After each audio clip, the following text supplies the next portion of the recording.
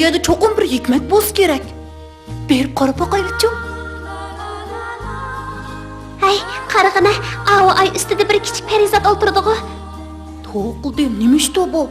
Hey, onun bilan paranglashib baqaylıqçı. Qo'lingdagi hikmatlik kitobni ularga bergin. Ular bu kitap bilan dilni yoritib, koinotning sirini ochsin. Bergin. Do'stlar, elinglar, bu dilinglarni yorituvchi nurliq chiroq. O sizlarga cheksiz baxt olib keladi.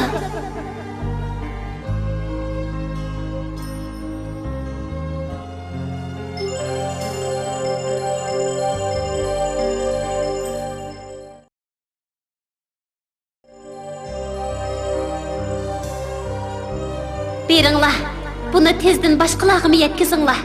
Xayr xo'sh. Sizlarga omad tilayman ballarım. Sizlarga baxtiyor bo'lsin. Rahmat sizga Parizat, biz çoğun ümidingizni oqlaymiz. Xo'sh, Parizat.